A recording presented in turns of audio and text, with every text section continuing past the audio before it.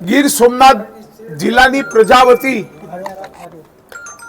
Gir સોમનાથના collector Digvijaysinh Jadeja કે જેઓ પોતે અમારા ગીર સોમનાથ જિલ્લાના ગરીબ લોકોના ઝૂંપડાઓ, મકાનો, ખેતરોને ઉજાડી રહ્યા છે, એની સામે અમારી પાસે આવેલી માહિતી મુજબ આજ કલેક્ટર શ્રી દિગ્વિજયસિંહ જાડેજા અહીંયા રાજકોટ મુકામે ન્યારી ડેમના કિનારા ઉપર ખૂબ જ મોટું ફાર્મ ધરાવે છે, જે નિયમ વિરુદ્ધનું બાંધકામ પણ ત્યાં ધરાવે છે.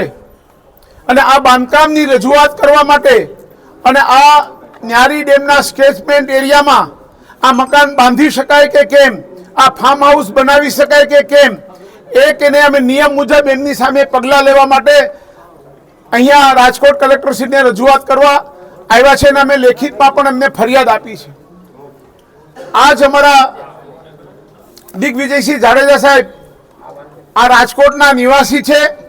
આ રાજકોટમાં એ જ્યારે સરકારી નોકરી જોઈન કરી ત્યારે એમની પાસે કેટલી સંપત્તિ હતી, કેટલી મિલકતો હતી, અને આજે એમની અને એમના પરિવારની નામે આ રાજકોટની અંદર કેટલી પ્રોપર્ટી છે, એના માટેની અમારી ગીર સોમનાથ જિલ્લાની ભ્રષ્ટાચાર નાબૂદી સમિતિના બધા સભ્યો મેં અમારી સાથેના અમારા 5 વકીલ ભાઈઓ અને બીજા અમે દર્શક મિત્રો અહીંયા રાજકોટમાં આવ્યા છીએ.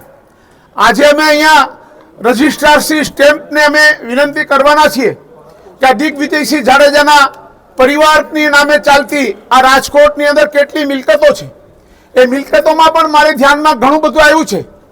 અહીંયા એમની આ સબવેની ફ્રેન્ચાઇઝી સ્વામિનારાયણ મંદિરની સામે બી છે, ત્યાં આજુબાજુમાં દુકાનો પણ ખૂબ ભાડે આપી છે કે જેની કિંમતો કરોડો રૂપિયામાં થાય છે. એના સિવાય એમની કીડી સ્કૂલ છે, એમના દીકરાનો અહીંયા દીરા નામનો સ્ટુડિયો છે. આ તમે જોયો છે સ્ટુડિયો? એ ખરેખર સ્ટુડિયો જોવાની જરૂર છે. અને આ સ્ટુડિયોમાં શું ચાલે છે ને એની પણ આ પત્રકાર મિત્રોને હું વિનંતી કરું છું કે આની તપાસ કરો.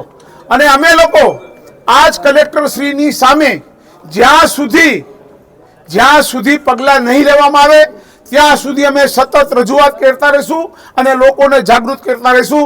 એમાં આપ બધા મીડિયાના ભાઈઓ, આપ બધાને મારી વિનંતી કે એમાં અમે જો સાચા હોઈએ અને અમે અમારી સાઈડે બરાબર હોઈએ તો આપ અમને સાથ અને સહકાર આપજો એવી વિનંતી.